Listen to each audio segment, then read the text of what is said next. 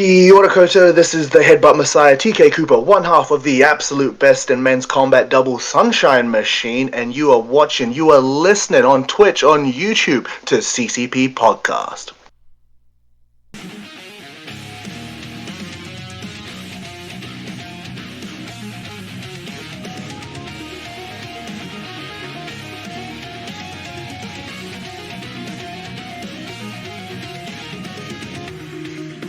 What is happening, friends of CCP Podcasting? Welcome back to Beyond the Bell. I am Chris Page. I've got my man Todrick Ramsey in the co-host seat today for another episode of Beyond the Bell. Mr. Ramsey, how are you, sir? I'm doing well. Today was a good day, and I'm happy to be here. I'm really excited to talk to the guest that we're going to have on tonight because there's a lot of history there, and I definitely want to hear more about his journey. Just excited. I'm ready to go. I mean, unless you've been living under a bridge, you know who our guest is today. This guy's been all over the place. MLW, former World Heavyweight Champion, just to name a few. The big credential there, but he's been crushing it on the independent scene for years, and is got a promising future, I would imagine, just based on what we have seen and what the world has seen. He is the man behind the Bomaye Fight Club. Ladies and gentlemen, welcome to Beyond the Bell, Mr. Alex Kane. Thank you, sir. How are you? I am doing great. I'm happy to be here. I'm excited to be here. Hey, man, we're excited to have you. It's always a fun time, especially when we get to sit down and talk to people that we've been following and seeing a lot of their career track over the last couple of years as our dive into the independent scene has really gone, head first, nonstop all over the world. Toddy, welcome, Mr. Kane, to the show. Welcome to the show. I am so glad that you're here. Really excited to sit down and talk to you and hear about this amazing journey that you've been on. I know that a lot of people are going to benefit from this, myself included. So welcome to the show. Should be. Thank you. It's going to be a fun ride, that's for damn sure. And when we start these conversations off, man, we always start at the top. In your situation, I know that professional wrestling came into your life through WWA4, and you were able to hook in with AR Fox. And I have been saying this for fucking years. Excuse my language, we're not made for children. Fox is slept on so hard for the talent that he has been able to produce, and I'm very interested to see what took you there to begin with. I know that you're coming from the hotbed of Georgia. Professional wrestling, the lineage there is so rich, and I'm very interested to see how you started and what led you to AR Fox and WWA4. Man, when I was 18, I wanted to when I got out of high school, I wanted to go to wrestling school, but I didn't have the money to do so. But I would always message the WWA4, trying to get information. I think at that time, Hughes was still running the school, so it wasn't Fox. And then years later, I was finishing up my sophomore year of college. And I was looking on the WWA4 website, and I saw Austin Theory, I saw Alan Angels, I saw Lee Johnson, and these guys looked like they were already ready for TV. And I was like, well, if they're producing guys like this, then this is the place I have to be. And I saw that they did the Thursday shows, which the Thursday shows now versus what they were then are completely different. But I went to two of them before I actually signed up, and it was just it was a very family atmosphere. I really like the atmosphere. So when I initially went in to just ask some questions, to just kind of get a feel of what wrestling school is going to be like. The moment I saw Fox, I didn't know who he was before because I didn't know. I knew the independents existed, I just didn't know where to watch it. And all the footage that I saw online just looked really old. So I was like, I guess this isn't a thing anymore. But the moment I saw this man, my body knew this guy was important. I got goosebumps, I got chills, and everything else. But he was definitely one of the most humble people I've ever met. Still one of the most humble people I've ever met in wrestling. He answered all of my questions.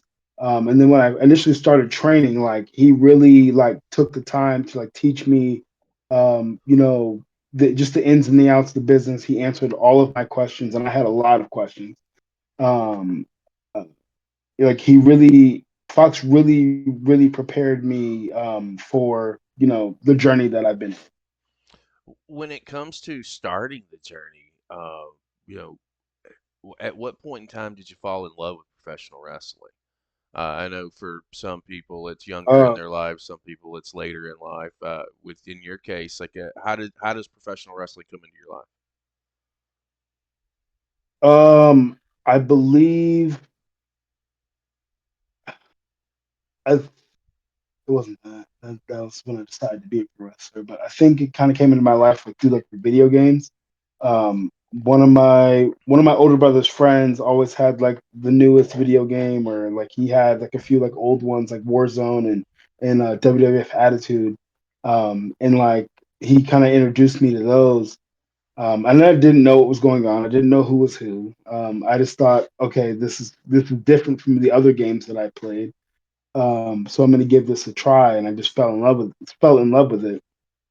And then I when I got into my like action figure era, I started buying like the the the Mattel action figures. And like I didn't start like I got into the video games.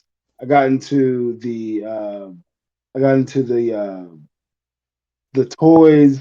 Like funny enough, some of the dirt sheet stuff, some of like the E-Fed stuff before I ever actually like watched wrestling on TV.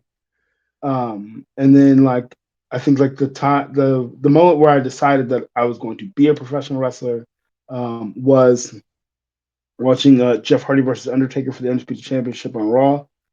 Um, like I was watching that with my dad, and I'm like, I'm gonna do this one day. And he was like, okay. First, we don't frown upon e-fetting. I think we've all dabbled in that a day or two in our lives at some point, way back in the day. Even some modern day, man. It was so much fun. I mean, yeah, it was, and it still It kind of was is. it was the No DQ Arena, I think it was called. I think they had like an E-Fed for years. I could never figure it out, and I don't think I was ever good at it, but I would play it religiously. I mean, dude, it depends on the aspect. The writing aspect of it is insane. You can really expose your creativity on so many different levels. It's really interesting to see that that's a piece of where you come from and where how you got initially got invested into professional wrestling to where you are now. When you get into WWA four, I always like to ask guys, especially when you're trying to break in, especially going through training, everyone kind of has those one or two things that are a little difficult to deal with or to get through. Like example, I when I trained was in '99, and footwork was my Achilles heel for about a year until I figured it all out and got it straightened out. What were some of the things that you struggled with training, and how did you overcome those struggles? Um, uh, Definitely like turning off the competitor brain and turning on the worker brain. Because I remember like initially like learning how to pro wrestle, chain wrestle. I was not giving at all. Like kept making people like really have to work hard for things. Um, and it took me a little bit to like realize like, okay, this isn't a shoot. Like I don't have to like eat this man alive. I can, but I don't have to. So that was definitely something that was kind of difficult. And then also just remembering spots and sequences. That was really hard at first. Like I remember asking Fox like, do I have to do spots? Like, can I just like not do spots? And he was like, yeah, you can not do spots. And then I kind of realized later that like everything in a match is pretty much a spot. So you just kind of gotta find what works for you. But yeah, those are the two things. Turning off like that like combat athlete brain part of my brain, and then also like just like remembering stuff. I get it. I can dig that. I mean back in my day, I sound like an old man that get off my lawn guy every time I do that. Like the uh spots wasn't necessarily so much of a thing. It wasn't as prominent. Skin times are different back then, and I get it. And I think that if Hmm. I think I would have just as much difficulty in that aspect of it as anything else because I'm kind of like in that aspect to you. I just want to go. Let's just go and see what happens and see get Hmm. the organic flow of the match and see where it takes us. Uh, Toddy, let me come around to you. You got any questions about what you've heard so far? Um, so not necessarily what I've heard so far, but you know, hearing how you grew up, what was the moment where you knew, all right, this is it. I've got it all down packed. I'm ready to go. Did someone tell you, or did you just know it and then you told someone? Oh, what do you mean? It's like, I'm ready to go. I know what I'm doing now. I guess I'm ready to step between those ropes and have like a match. Like, I'm ready to go. Match? Oh, so it was so what Fox does. Fox wrestles. Well, I don't know if he still does this, but he used to wrestle everybody for their like debut match, because he can make anybody look good. And like I think it was like 3 or 4 months into training. He was like, I think you're ready for your first match. And I'm like, oh, what do you mean? What do you mean? I have a nervous wreck the entire day or whatever. One is my first match ever. Two, I'm wrestling AR Fox. I think um Theory is in the crowd, and at the time I really looked up to him. So like there's all this pressure to like perform well.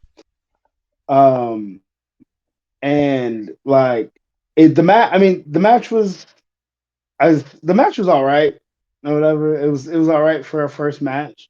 But like afterward, like Fox told me like you're ready to get out on the road, you're ready to go. You can go out there, you can have a great match with, just about anybody. So that I think that was the moment I was like, okay, all right, let's do this, let's go. And it was it was a very slow process as far as like trying to get booked and stuff like that. Um, but yeah, that after wrestling Fox is when like he told me that I was ready. Yeah. Did you as you're getting out there and getting on the road, man?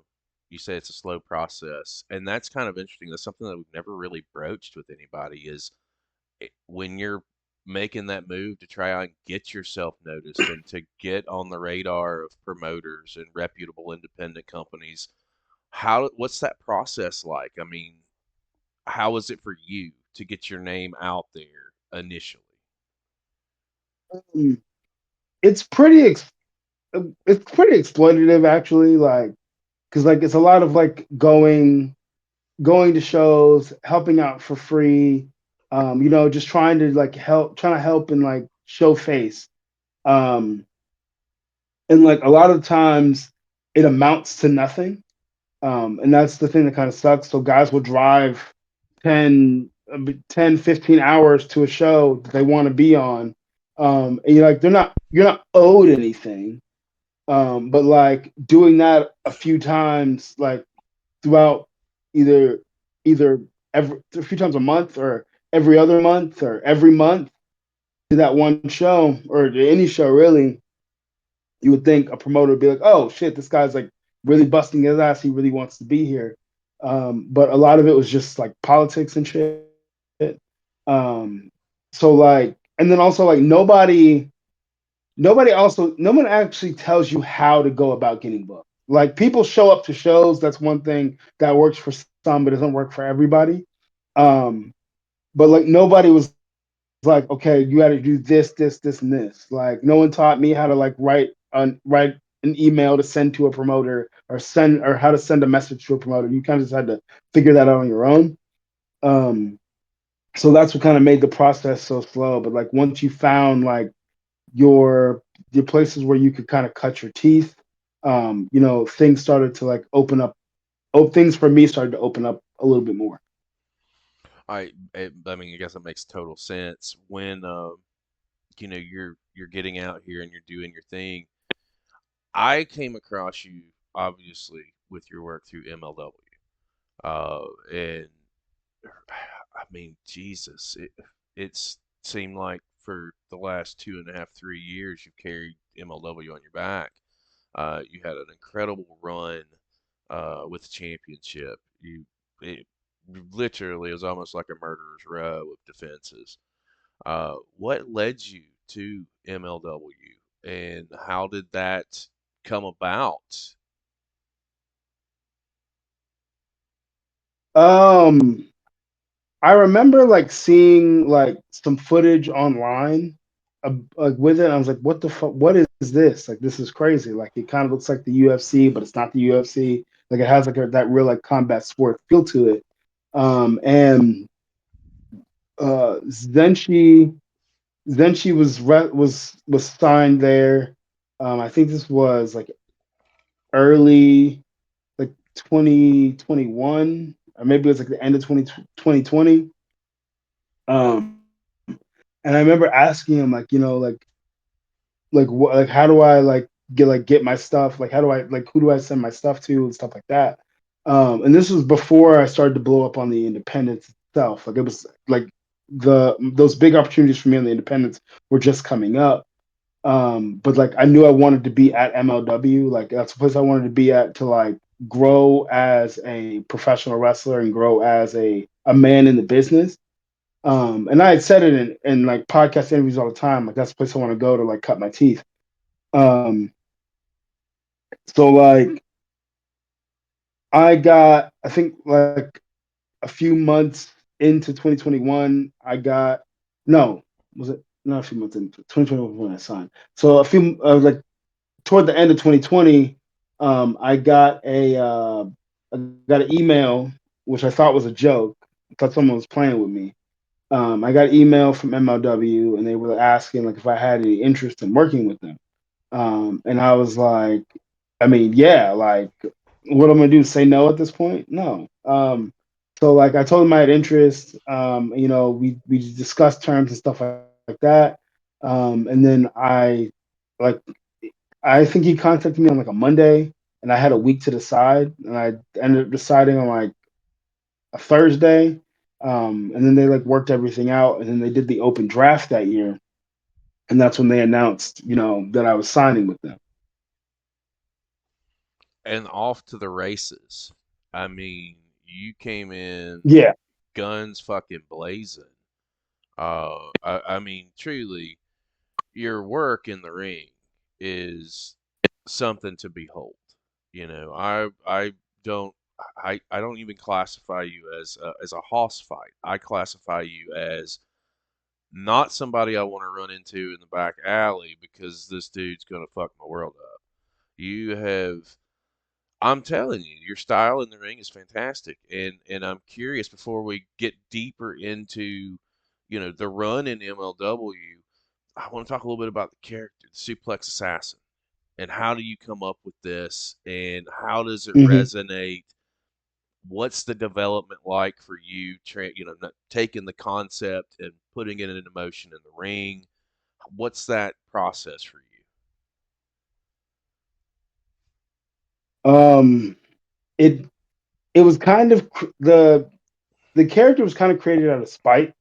I did an Evolve seminar, 2020. Um, yeah, I think it was like 2020. This was before, no, it might have been 2019. Might have been 2019 because I started training in 2018, so it might have been 2019. This was before COVID. Um, and I did like a few Evolve seminars with Gabe Sapolsky. And I think it might have been like the second one that the first one that I did. Like he would like give like notes and like feedback and stuff like that. And like he in the feedback he just kind of like ran me down, like, but gave no solutions to like how to like fix like character, charisma, ring work, stuff like that.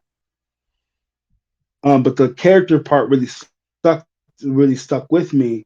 And I was like, yeah, I don't have a character. Like, how do you even come up with that? Because no one tells you these things. Guys will just call themselves things, but like there's for no rhyme or reason. Um, I have an amateur wrestling background. I have a collegiate wrestling background, freestyle and Greco. So I knew that I wanted to, be throw suplexes. But if that was, I didn't at the time. I didn't know if that was the only thing I was going to, and the main thing I was going to do. But I know I wanted to do that. I know I wanted to be a powerhouse. And this was back when I was like maybe 185, 190, something like that. I was still a smaller guy. But like me, like the way that I went about suplexing people always looked believable, no matter what it was. Like that's one thing that people always said stuck out with me, even when I was smaller. Um, and I remember like I went to the video game to try to create myself in the video game. Maybe something would spark, maybe something would like pop in my head, and I was creating myself. I think it was like WWE. That was probably like 2K17 or something like that. Um, and like I've been mulling over like the gimmick names, like what could I be? It can't be the suplex machine. That's pretty much like Kurt Angle. Mm-hmm. But I saw the word assassin on the game on like the little name selector thing, and then I thought like suplex assassin, like that's cool. So like let me look it up. I looked it up, made sure no one else is the suplex assassin. I'm like, okay, we're gonna run with this. And like it still took me a little bit to because like I said, like a lot of guys will name themselves stuff, but they won't live up to the gimmick. And like I would throw suplexes, but like my finisher was a spear or whatever. And this one vet guy pulled me aside one time. He was like, "So you call yourself the suplex assassin, but your finish isn't a suplex. What are you doing here?" um, so like I think that's when things kind of clicked for me. I was like, "Oh, I should just be spamming suplexes the entire time." Um, so that's what I did. I was just spamming them or whatever. I was trying to learn I mean, I knew most of them from like freestyle Greco. I just had to make them like pro wrestling. Um, but like once I kind of had that conversation, then I started putting like the in ring stuff together and just like experimenting with different things. Because I got a lot of good advice and I got a lot of bad advice. A lot of the bad advice was, only save the suplexes for the back half of the match, or only hit them sparingly, and the good advice I got was like, well, I mean, if you're gonna be the guy, if you're gonna be the suplex assassin guy, like assassinate Fuck people it. with suplexes. Yeah. Um, um, where was I going with that? Where was I going? Where was I? Yeah, so it was when I said it was kind of spout, it was like this man told me I basically didn't have anything to like anything of value to bring to wrestling. And then I kind of took that as like lit a fire under my ass to create something. And then it was something that like, yeah, like a lot of people always ask like if like Taz was an inspiration, and Taz wasn't necessarily an inspiration because I didn't know about ECW Taz at the time. I knew about WWE Taz, and that's WWE Taz is watered down Taz. Yep. Like Yep. he's still cool, he still looks cool, he's still cool, but he's not badass ECW Taz. Um, and like I think at the time, like I was like pulling from like more of like Brock Lesnar, Shelton Benjamin, Kurt Angle, Chris Benoit, guys like that were like aggressive but like really good technical wrestlers. Um, and so like through that, like I kind of mixed them all together and like just started to like try like craft my own thing. Um, to this day, like I sometimes I can't. I feel like I have one of those personas or one of those characters that maybe I can't can't explain to you, but you see it and you know what the fuck it is. So yeah, that's where I'm at on that. No, it makes sense, and I like your analogy too at the very end of that because that loops it all together. Because yeah, I can see it. It's a fantastic style, and really and truly, like if you go this, and I saw you work a story, and I can't remember again of what we watch a lot of indie wrestling, probably 18 hours a week. Not kidding you. You were working around Wow. the suplex, and the suplex was the story, was part of the story of the match.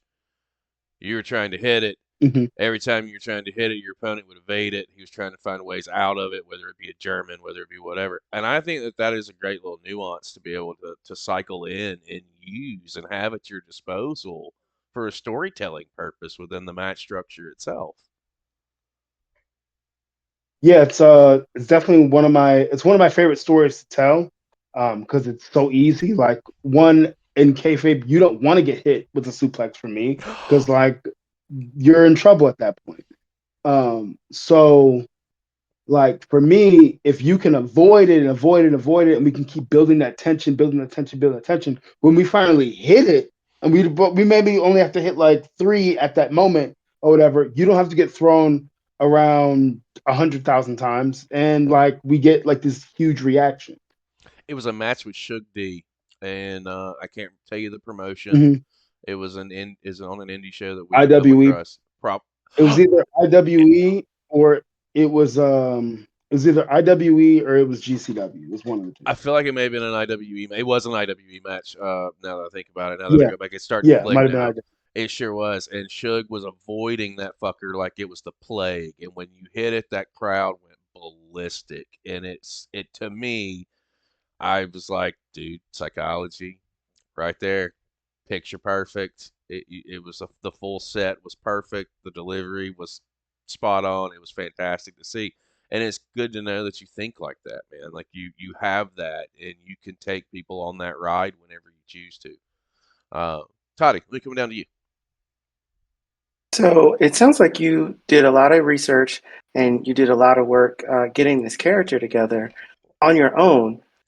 It makes me wonder, are people backstage readily there to give you advice, or do you have to like approach them, or what does that situation look like with mentors? Because I know in the army we approach our mentors. So what does that look like in wrestling? Um, when I was coming up, I was kind of told to ask like people that were in positions that you wanted to be, that's who you go to.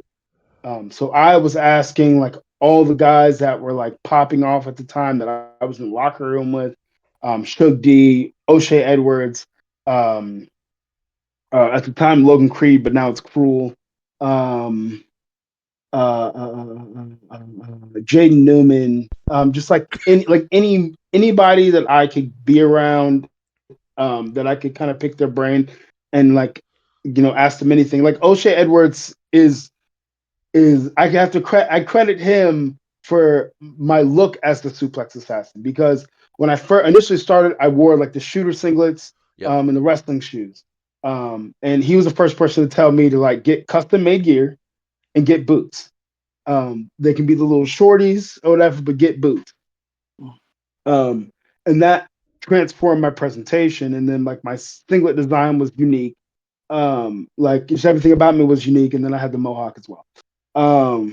But like as far as like, and not enough guys do it now, but like I was asking so many questions. I was annoying people with questions because I wanted to and want to still be the one of the very best. And I figured if I ask these people these questions now, I don't have to go and do their seminar in 3 months. I already got the information. Go ahead, Toddy. So now you have the total package together. You've got the character down, you've got the look down, you already know that you can wrestle in the ring. Um, let's go to your very first match. And what were your emotions? What were your feelings before you went out there and did your thing? My very first match against Fox, I was a nervous wreck. and I felt like I was going to forget everything, and that the whole match was just going to go to shit. I think my very first match outside of the school, I wasn't as nervous about things. I still like get tripped up on like remembering stuff sometimes. But like I would just fall back to like my instincts at that point. Um, but yeah, it was a very nerve wracking day. But it was also very exciting as well. Hmm. With MLW. I think my first match outside of I think my first match outside of the school, it was in Tennessee. Uh, Fox, DJZ, and Facade were the main event. Me and another guy named Bobby Flacco went to tag along, to help out or whatever, try to get a spot. And that was like the first match I wrestled outside of school, and that was an interesting match. What's the state, the emotional state when you're getting ready to make when you're getting ready to make the MLW debut, compared to with Fox, compared Uh, to with out of state, with I'm very curious to see like the growth of you, because you're nervous to begin with. You're not necessarily as nervous when you're getting out there outside of the WWA four, but now you're about to hit this main stage. mhm. Uh, you know, it's go time. What are you thinking when you're debuting there? uh, so like driving to the building from the hotel. Um, like I am still nervous. I don't get as nervous now, but I was still nervous then because I was only 2 or 3 years into the business itself. So I was still very young in the business. But yeah, I was still nervous then. But like everybody around me was very comforting. But when they hit my music and I walk out on stage with King Mo, I've felt at home. I felt like this is where I'm supposed to be. It didn't feel like I don't know. I was just on. Like it was weird. Like I never felt anything like that before. I was just on, and I felt like I was where I'm supposed to be, and where I needed to be. And I think like the Philly crowd, like initially they booed me because I was also with King Mo and they hate King Mo.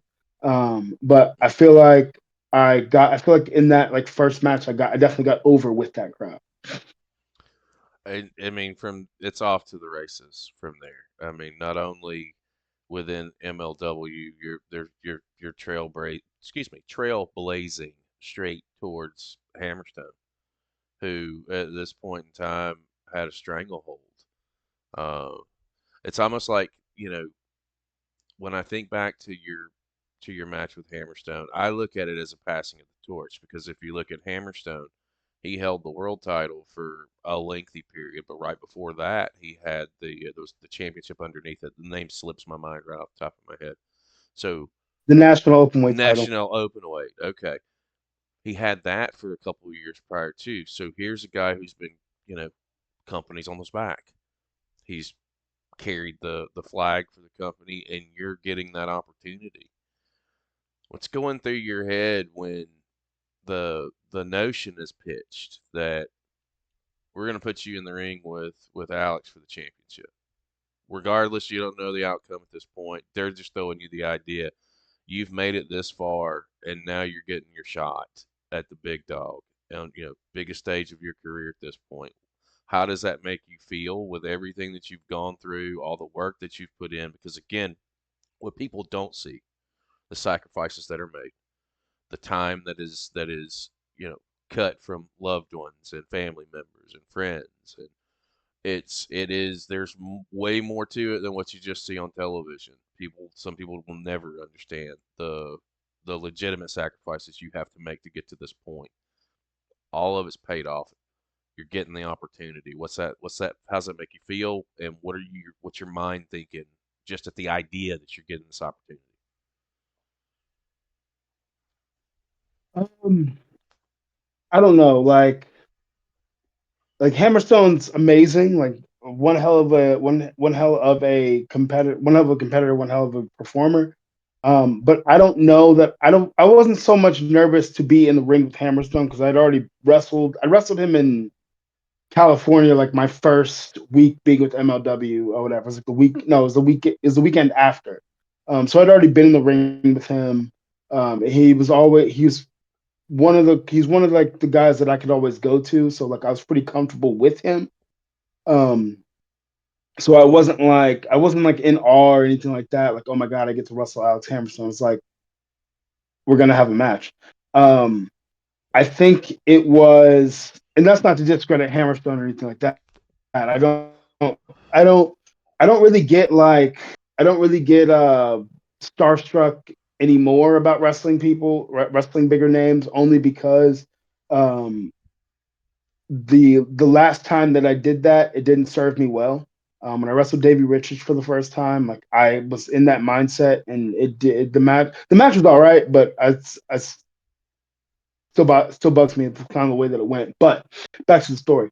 The moment they told the moment I knew that I was going to end up wrestling Hammerstone for the belt was when they told me I was going to win Battle Riot, and they told me that I was going to also, I was going to go in number one. I was going to, run the gauntlet or whatever, do all that shit. But like when they told me I was going to win Battle Riot, like that's when I started to get the idea. Okay, maybe I'm going to wrestle Hammerstone.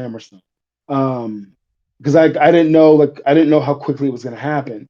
When I initially won Battle Riot, I remember I think I either called Court or I texted and I was like, okay, I'm obviously not beating Hammerstone for the belt. How are we doing? And this man, yeah, I texted him because he sent a bunch of laughing faces or whatever. Like, what do you mean you're not beating him? Do you not hear the crowd when you guys come out? Do you not hear how over you are? You don't hear this? You're not seeing this? Um, so like, he was like, no, we're pulling the trigger on you. We're gonna see, you know, what you're like as world champion. And like I was like, holy shit, this is crazy. Like, I'm gonna be a black world champion. Like this is insane. A Mm-hmm. black bisexual world champion. Like this is crazy. This is gonna the kids always say it's gonna feed generations, and maybe it does feed generations after I'm gone. But that like initially hearing that was really really cool because it was kind of the same thing with the national open title. He called me. He was like, "Okay, we're gonna do this. We're gonna pull the trigger on you." Of the national open title. And it was kind of the same conversation. It's kind of the same feeling. Um, but yeah, like the the build up to me and Hammerstone wrestling wasn't the most positive build up because like things were being said and people were taking things personally that shouldn't have been taking it personally because I was just playing a character. Um uh so like there wasn't like a whole lot of communication. So like I didn't know like when I got to the building like what it was gonna be. Like is he gonna be a professional? Is he not gonna be a professional? Like what's it gonna be? We're good now. We talked about it. We're good now. But like at that time, like yeah, I didn't know like what that was gonna be. When for me, and I told you a little bit off here, um, it meant a lot, right? I am an openly gay man. I'm happily married. I'm in an interracial relationship in the South, which is, you know, Florida. It's Mm-hmm. is what it is. No, Uh, that is a dangerous combination. it is 100%. We do the best we can, and try not to cause too much problems, and are looking for a way out as soon as possible.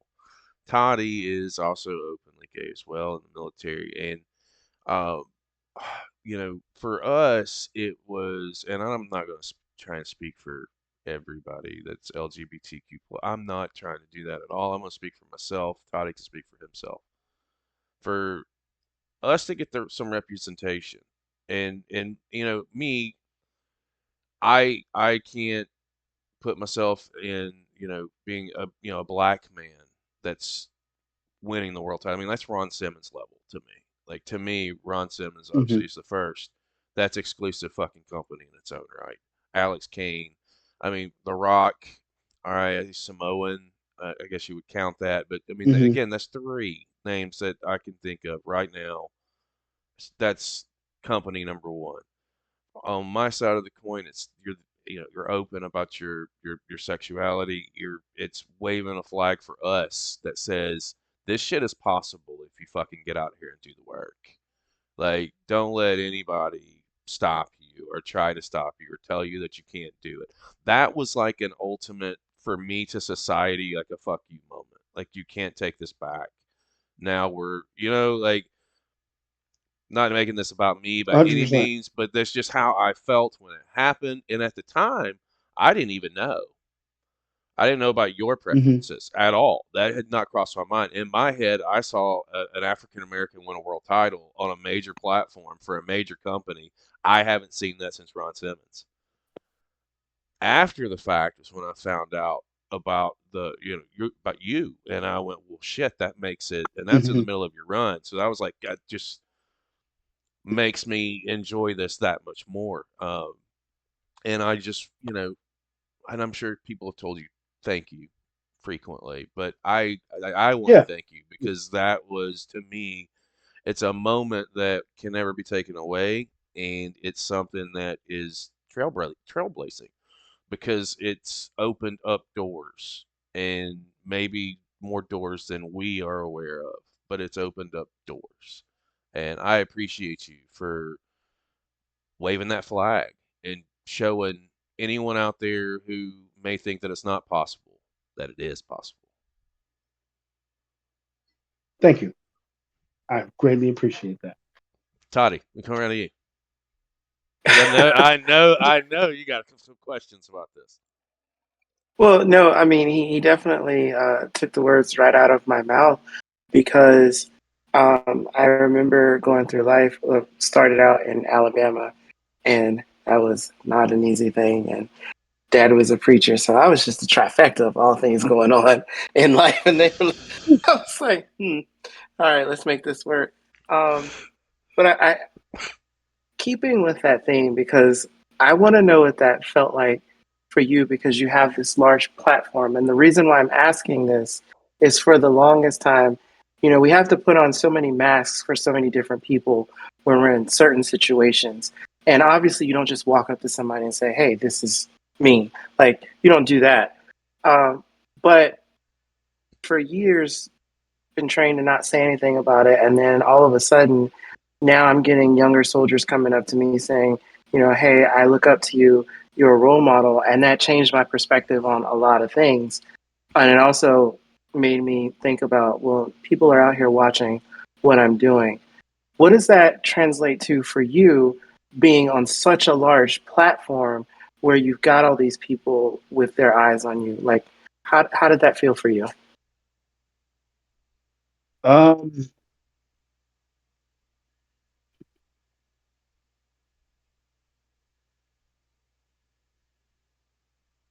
I definitely feel like the gravity of, you know, the position that I was in at that point, because like I do and still have a lot of people looking up to me and looking, um, you know, not necessarily looking for guidance, but like just like looking up to me as a figure.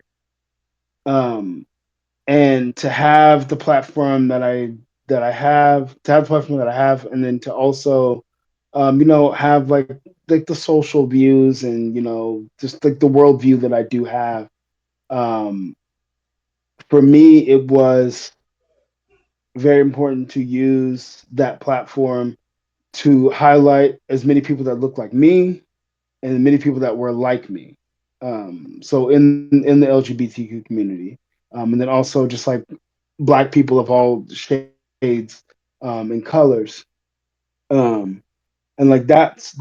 Like as far as just like in that moment, I wasn't really thinking about anything but holy shit, I did that. But as the run started to go to pick up, Like I was how can I use this run to like bring people in to what I feel every single time I walk out on the stage at MLW. So like that's why my entrances were always so grand and like big and like it was like a party.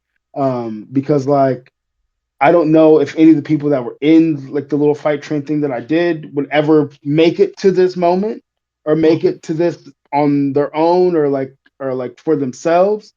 Um, but like for me, it was like I want them to feel what this feels like.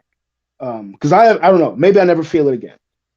Being at the top of a company or whatever, and like being able to have that platform and to be able to spread out some of that spotlight to other people. Because always kind of been my mindset. Like I can shine, I'm shining now, but I like adding shining light on other people doesn't dim my light. Um, so like it was like that, like just that entire what like 7 month reign was just like so much fun.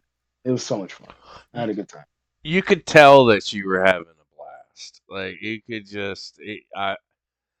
I look at that run as it was memorable for me because it introduced us to so many really good matches along the way. And even when it ended, the hopes don't give me any kind of hate. I think it ended a little prematurely, personally. Uh, don't get me wrong. Legend, uh, coach, I'm gonna mispronounce his name. I always fucking do. Satoshi Kojima. There you go. Enunciation is not my thing. But I will always mispronounce his name. Legend, and I'm not saying he's not deserving, not saying that he didn't have a good run. I just think that it ended a little prematurely. I think there was a little bit more meat on the bone there. But again, I'm an armchair fucking quarterback in Florida. Uh, I questioned like why when it happened, and then I see within fucking weeks, AJ Francis is just getting released from the Fed, and who is his first program on the independent scene with in a major light? That's Alex Kane in MLW. So it's I feel like even that was a great fucking program. I think that y'all told a really good story, and I think that it's one of those that gets slept on a little bit. Uh, that from beginning to end, I thought the sequences of matches Mm-hmm. were really thought out and put together, and I thought it told a good story.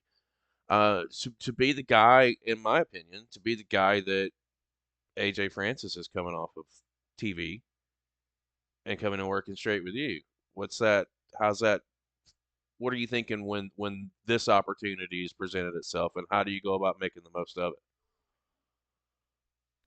I actually presented the idea to MLW. Oh, fantastic! Like I think he had like I think when he initially got released, he like followed me on Twitter and like he was like real cool. And then like then he went back and then he got released again. Um and like we would like we talk and we text sometimes and it was whatever. But like I was like he was like I want to work with you. I'm like okay cool I want to work with you too. So I was like I messaged them. I messaged the office and I was like hey like AJ Francis I want to do a program with them. Like can we make this happen? And like there was some like hesitancy here and there. But they eventually came to an agreement. Um, and like looking back on it now, there's some things I said in that first promo that we had that very, like his video came up on the screen and then me. There's some things in there I said I wish I didn't say, but it did set the tone for the feud itself. Um, but like mentioning him not clearing the top rope was not. I didn't need to say that. I have regrets about that, but it did set the tone for a great feud. And it's one of my favorites, even though AJ will tell you that that's the greatest match I've ever had, which is crazy. But No, I had a good time. I'd wrestle him again. He's really easy to work with. Um, you know, Contrary to popular belief. I don't understand why people fucking throw hate on him. Like I see what the guy does, you know, charity wise and time donations and stuff. Like this to me, I think the guy's fucking great. He's a badass heel. His job's to get you to fucking hate I him. You know, that's his job. I think people, he definitely he does his job really well. I think people think that he shouldn't be as outspoken as he is, um, because he was in Hit Row or whatever. Like, I mean, he was in WWE, but like they didn't really like do anything with him, which they should have done a lot with him, but they didn't do anything with him. Is what it is. But like I feel like people feel like he shouldn't be as confident as he is in himself. But it's like he's had so much success in literally everything that he's done. Dude's a millionaire. Um, Played in the NFL. Like he lived six people's dreams at once, and he's still living like 10 other people's dreams right now. Um, and then he's also like he's very real. Like he's a real down to earth guy. He don't take no shit, and he's highly educated as well. So like you're also not gonna pull any bullshit on him either. And I just think that people um, they just think he shouldn't be as outspoken as he is. I But I don't agree with those people. I you know, that's the downside about social media nowadays. Gives everybody a voice without being held accountable for it. That's why Hmm. we should stick to what we know. It's just independent wrestling and professional wrestling and fuck everything else. I don't have time for it. Speaking of outspokenness, way back in the day, and when I say back in the day, for me, it's just a couple of years ago on social media, I started collecting Alex Kane Ho cards because Ah, Alex Kane had no problem and either throw in a hoe card or throw in a bitch card or a what you like. Well, I think at one point in time I had 5 on my phone. Uh, I'm not kidding you. And I was on X, and I'm not on X as much anymore. It was Fireside. I think I even like tagged you. I was like, hey man, how many of these do you have? And you answered me. You answered, so here you go, take a pick. And I did. I kept them all. How does the hoe card come into play? And geez, dude, those are great when you played them. man, that era on Twitter, that was so much fun. It kind of died out, but it was so much. Oh man, I think I initially saw some on Pinterest, and I was like, "This is fucking hilarious. This would be great for Twitter." I think it was during the world. I think it was during the world title run where I kind of started bringing them out. And then somebody had showed me that there was a Yu-Gi-Oh card maker, so I could make my own. So when I started making my own, it was like off to the races. Um, and like just being able to like throw those out at people or whatever, and people would be able to have a good time with it. Though it was. It's a that was blast. a that was grade A comedy. Yeah, grade A comedy. It was fun. Yeah, no, Um, I appreciate the cards. but then other people started like doing it, and it was just like, okay, no, we're done with this. Bye. See, why do you guys got to ruin a good fucking thing? Jesus. I think I may still have them on my phone. I'd have to go back and look, but there was fantastic. I don't know why I even thought about that. It just came to my mind when you talking about being outspoken. I was like, well, yeah, he would drop those on people, and they would be really funny, and it was fantastic to see. Um, you know, they say all good things come to an end, and you know, talk about this as much as you want to.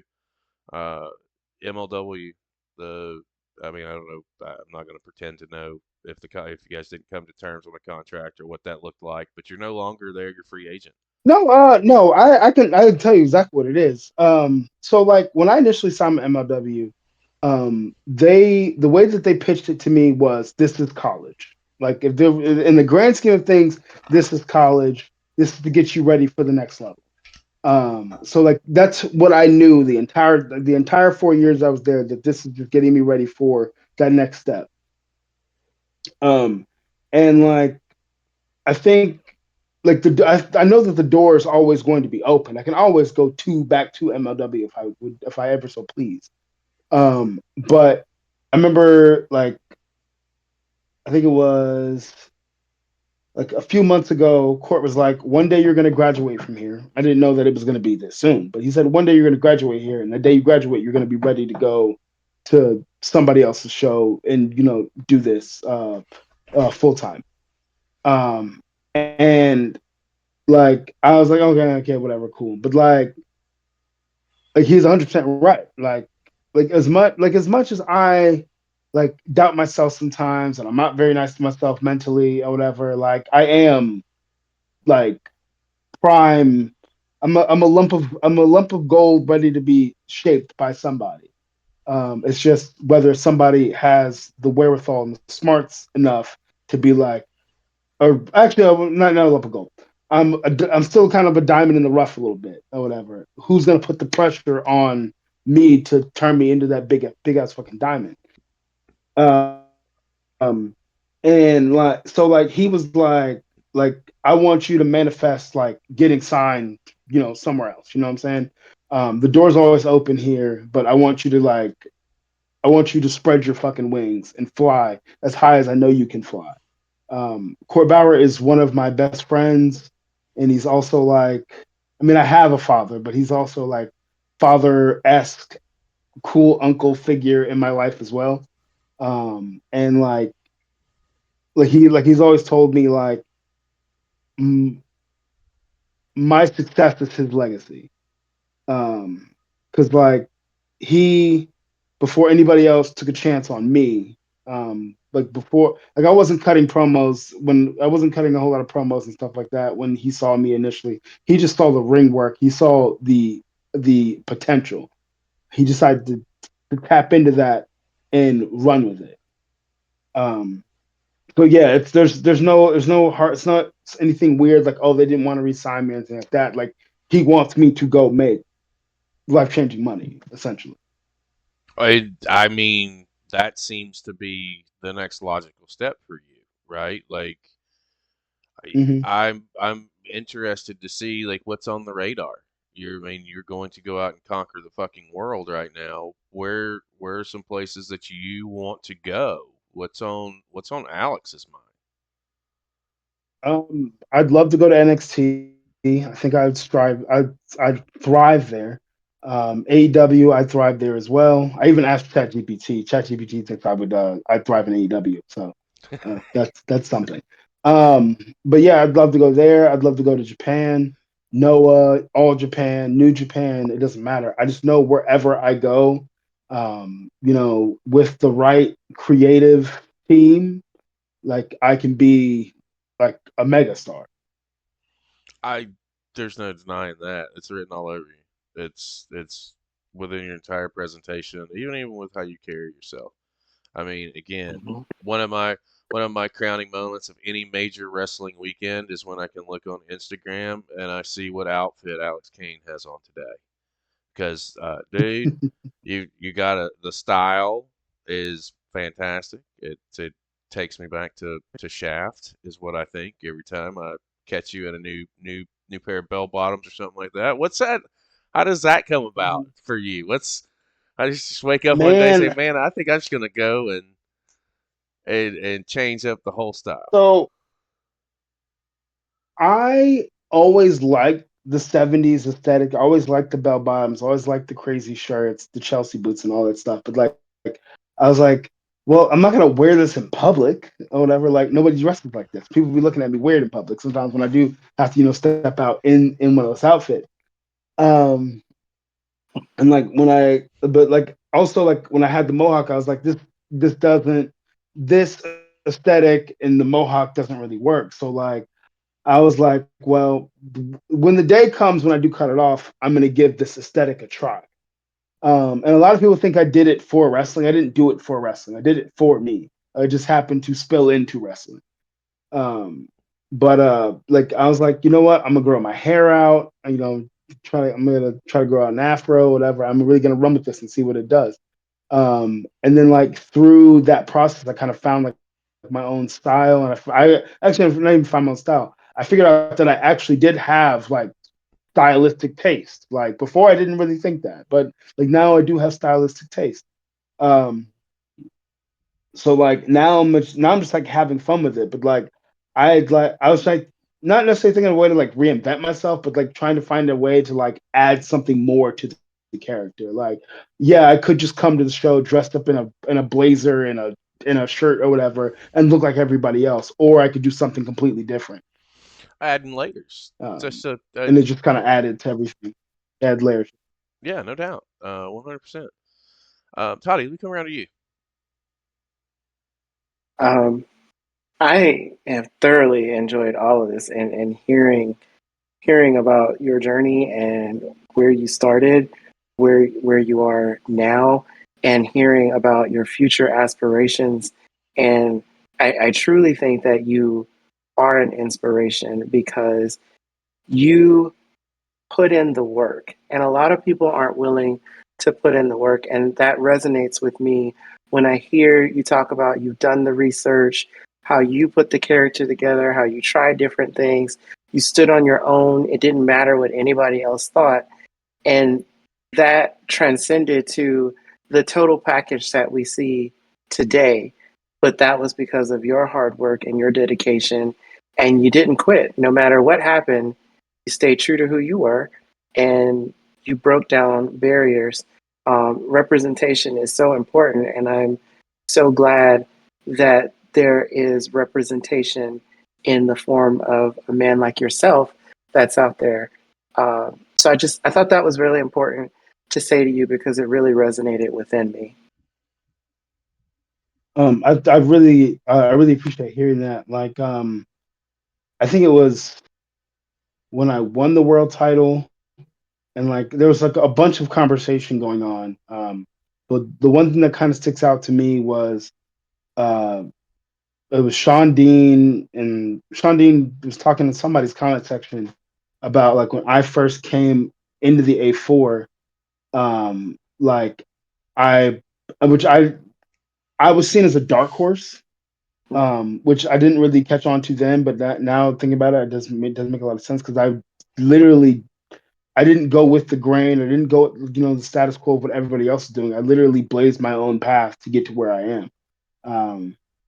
And like people like Fox and Sean were like, I don't know, is he gonna make it? Is he not gonna make it? Like, but I was able to, within just being myself, and making my own way in wrestling, I was able to put it together, put what I need to put together, to become the man that I am. But like I wasn't plotted to be the next big thing. I wasn't supposed to make it. But I continued to just be myself, do my thing, and it paid off. And it's going to continue to pay off. I mean, good things happen to good people. 100%. Mm. Good things happen to good people. As we wind this thing down, I usually ask guys 2 questions on the way out, and I'm preface this with anybody if you're watching, just this is organic. He doesn't know this question's coming, and I'm gonna tell you why I'm asking this question when you give me the answer. Independent wrestling's booming everywhere, and you have been literally. There's not a company that I've come across that you haven't competed in some form or fashion. Who should we be watching? Who are some guys on your Joe radar? Black. Joe Black, you're not the first. Joe Black. Joe Black. He is one of the best minds in wrestling, I think. He has one of the coolest looks that I've seen on a wrestler. And he's one of my absolute favorite opponents. I've wrestled him like 7 times at this point, I think. One of my absolute favorite opponents. Shug Dunkerton, even though he's been around for a minute, Definitely somebody you should continue to watch. Man is a wrestling genius. I know that that's somebody else's, Chris Hero's nickname, but regardless, man's a genius when it comes to wrestling. O'Shea Edwards, total package. I can never say too many nice things about him. Who else? There's a guy from the A4. His name's The Wall, Tyler Stevens. Very very coachable kid, big kid. But he's gonna be very nice one day once he like really puts everything together. Hakeem Young is another one. A little hard headed sometimes. He reminds me of my younger brother a lot, but he has a lot of potential, and I think he's gonna blow up in the next couple of years. Big. I think we saw Hakeem at Change for Wrestling event. Change for I Wrestling think so. 2. I think he had a part on that show. The I might be mistaken. I don't want to say unequivocally because No, I I don't think want to. he's been on the show before, definitely. There was a lot of talent that was there that was attached to that. That was a fantastic little program. I say that, and I ask you that question because, as you know, our platform is independent wrestling, and you know where all the hidden gems are going to be because we watch all over the world, and without the recommendations from guys like you who are in the ring with them and know that they're legit, these are who you need to be watching. It's the way it keeps our platform going. That's exactly what we do. We add them to our internal sheets, and we will start filming projects on them. Very similar to the project that we shot on you. It was super simple. We pulled matches, and we just go to town and start watching. Because not only are we watching you and are we watching them, but we're watching your opponents too. You're putting us in front of new people that we may not see before, Mm-hmm. and that's like the circle of life with our channel, and it's a beautiful thing. It's a way that we can. One other name, um, Isaiah Broner. I believe he's out of Oh, Michigan. dude, He is. He's got the look. He can talk. And he can go in the ring, and he's also very coachable. is there a Um, I want. is there an Alex Kane Isaiah Broner match out there somewhere? There's several. Okay, I have not seen No, one, but I there's shall. at least two. I don't know where Paradigm Pro Wrestling has their media now or whatever, but there's definitely one there. There's definitely at least two there.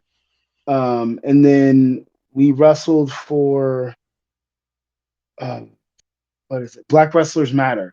Yeah. I don't know where that. I think that's either on YouTube or it's somewhere Oh, or I'm whatever. gonna find. We wrestled. I'm gonna find it. So, yes, I need to see that. Go ahead. I didn't mean to step on you about Mr. Broner. When you said that, I was like, oh, this No, dude. no, no, you're fine. He's so good. Uh, Jocelyn Navarro is also very, very fucking good. She's probably one of my favorite women to watch on the independents because she just be beating bitches' asses. And that shit is fucking great. Janai Kai doesn't need the promotion because Oh, she's Janai Kai, but boy, I do not want to get kicked by her, but she's very, very good. Who else? Robert Martyr is starting to. He's he's half black actually, which most people don't know. He's half black. But he's in Japan right now. But kid's been grinding for years. He's got like 10 or 12 years of experience at this point. He's only like 23, 24. He's been wrestling for a good bit of time. But like I absolutely love everything that he's doing, and I love all the opportunities that he is getting. Um, who else? Who else? Uh, this other guy, he doesn't. One called Manders doesn't need the promotion because he's already fucking amazing. But good another deal. guy that's just really fucking good. And those are still all these people I've named. Like I want to see them at that next level, whatever, whether it be MLW, TNA, WWE, it doesn't matter. I want to see them at the next level. Um, so much great fucking talent out here that is just Yeah, slept on for whatever reason. and that's what our platform's here for. We enjoy being able to look at guys that need to be seen. And so one of the biggest compliments that we get, and on our live streams and our live shows, we I mean, it's nothing to write home to mom about. We get 5 to 700 live views a show, but that's 5 to 700 people who may have never seen this person before. And one of the biggest compliments Hmm. we get is, I wouldn't know who they were if you weren't watching the show. And it's international. So you get guys from fucking Australia start following you and start following other people that, because they've never seen you before and this is their first exposure, and you hook them. That's kind of the goal. And it's truly a beautiful thing. Uh, Last thing I've got for you, the other piece to that question is, the world's in your palm of your hands right now.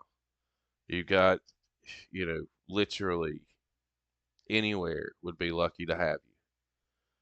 Who does Alex Kane want to get in the ring with? I still want to get in the ring with Shelton Benjamin. Um, he's my goat. He's one of the guys that I looked up to when I was like watching wrestling.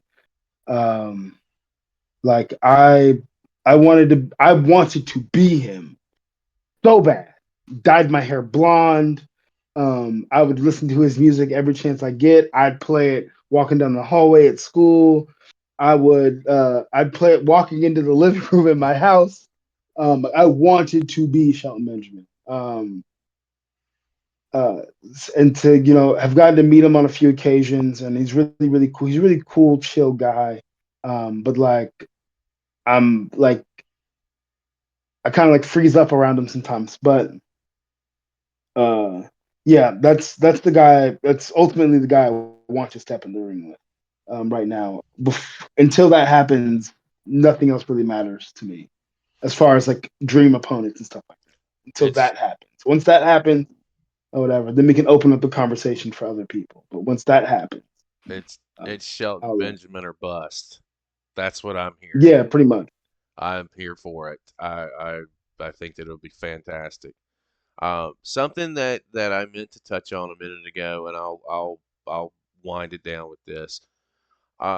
Something about you that I find very respectable and commendable is, while you were on top of MLW, and while you were I say you were the pillar for the last several years, you still made time for Georgia, and you have worked with just about every company that you can work with, or that you have the time for across your home state, to continue to show that support and to bring some of that notoriety back to where you started. And if no one else has ever brought that up to you, or has said anything to you about that, I think that that's a very respectable and commendable thing to do, uh, because you're only helping your home base. And one thing that I know about Georgia over the last 2 years, we've been fortunate enough to have a lot of conversations with a lot of guys there,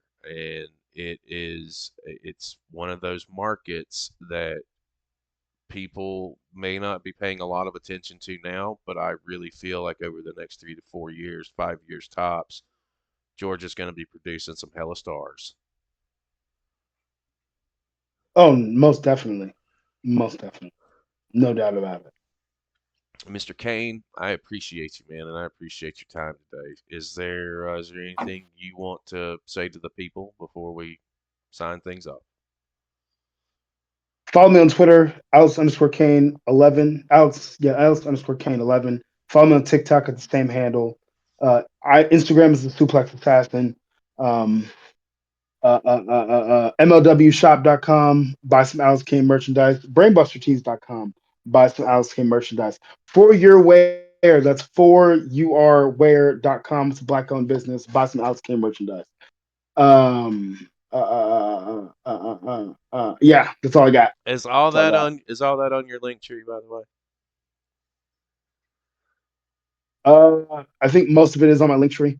Perfect. And if it's, I can't access that. Funny enough, I can't access that link tree anymore, but it's there, so you can still use it. MLW War Chamber this Saturday in Chicago, Illinois. It is sold out, but you can watch it on YouTube. It probably starts at like 8 or 9 p.m. I don't remember the exact start time, but you'll see Alex Kane in a War Chamber cage match. So, uh, you're welcome. Yeah, that's all I got. Perfect. Toddy, what would you like to say before we say goodbye? Just once again, thank you so much for being here with us today. Thank you so much for sharing your incredible journey with us. And we just barely scratched the surface. There's so much more that you have done and will continue to do. I know that I'm going to enjoy continuing to watch your journey. And to all the people out there, I say it each and every time we're together, and I mean it more and more. Thank you for being here with us, for sharing your passion with us, and allowing us to share our passion with you. You guys are phenomenal, and without you, none of us would be anywhere. I love each and every one of your faces, and I can't wait to be with you again. The easiest way that you can support independent wrestling has been on the screen the entire show. He literally just said it on Instagram. It's the Suplex Assassin. Over on X, it's Alex_Kane1, and you can catch that. Oh, 1-1, excuse me, and you can catch 11. 11. 11. 11. I always say 1. I don't know why, dude. It's fucking thing. Same handle on TikTok On YouTube. and YouTube. All of it. I have the link tree on the screen. And if that gets you everywhere you need to go, guys, hit that up. If not, I'll fix it. For Todrick Tabar Ramsey, for our guest today, Mr. Alex Kane, I am Chris Bates. We will see you next time.